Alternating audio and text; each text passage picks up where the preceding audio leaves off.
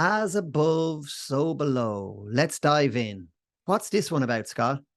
Well, this is a big one. It It's has a to do with, hermetic principle, isn't it? it sure is, and it reminds me of the human scale happens to be right at this golden ratio point between the macrocosm above and the microcosm below. Kind of remarkable that our scale happens to be right at this golden ratio between these two realms of the very large and the very small. We're kind of in a privileged vantage point here between I these hear two you. realms, you Yeah, know? I love that graphic you have. I absolutely love it. But let's talk to like actual the principle of as above, right? The macrocosm so below. Um, like one area that I really think is it's a clear way of seeing that is in the same patterns, the same order, the same occurrences seem to happen at all levels. And one example of that is if you have a look at like the simple pattern of DNA, which happens to be five-fold geometry, this pentagonal geometry folded over into a decagon. Basically, this pentagonal geometry operates at every level, all the way up the scales, doesn't it? Like, so from our DNA to the shape of our bodies, to flowers that grow, to the movement of Venus, to even the arms of the Yeah, galaxy. you could say that geometry is the golden thread that connects everything at every scale throughout this entire as above, so below. You Mm-hmm. know, and it reminds me of in physics, you have like the physics of the very large, the astrophysics, and the physics of the very small, the quantum physics. Mm-hmm. If there could be something that would describe all of that, it would be the grand unified theory, and we're not quite there yet. But Yeah. there are some connections there where I'm thinking of the cosmic microwave background radiation and how its distribution was controlled by quantum fluctuations that happened when the universe was a singularity. Mm-hmm. And Mm-hmm. so that is something that we can measure and see, oh, it's connecting the very small with now the very, very large, the edge of the visible Yeah. universe. And can I So, ask you something, Scott? Like, so, like the idea of like as above, so below, like I've heard that all my life and I really love the principle.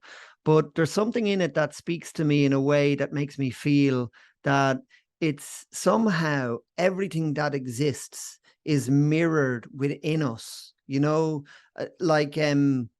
you elaborate on that idea? well, it reminds me of how great architects have Yeah. made buildings that are somehow resonant with the human body, with the proportions of the human body, because they know when you do that, it aligns that temple with the cosmos.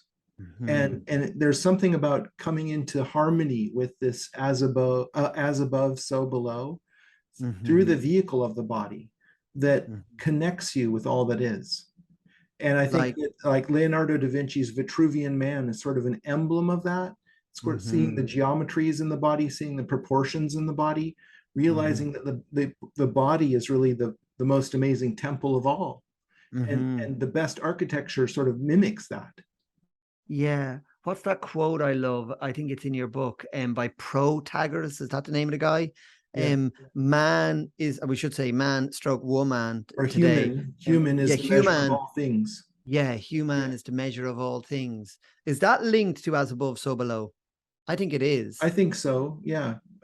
Like for me, there's this idea that like, just on a practical level, like as above, so below, if you like. It's kind of like I personally have projected my own idea onto the principle where it's like the state of consciousness we cultivate for ourselves is directly linked to how we feel, actually. And then how we feel determines how we sort of are in the world, just on a practical level in a day to day way. So if we sort of create like pretty negative mind states up here, it's going to percolate down and we're going to sort of live out a pretty low grade vibration for that day. Alternatively, up here, if you can get yourself into a heightened state, either through meditation or, sport or whatever takes your fancy, but somehow elevate your state of consciousness, it is mirrored, within your being somehow.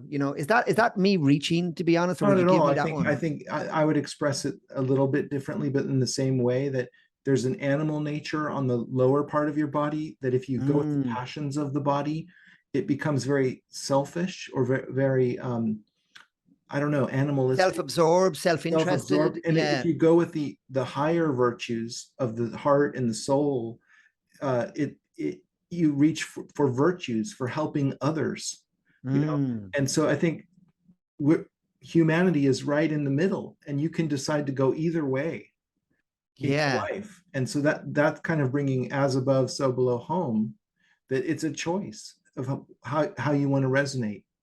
And Yeah.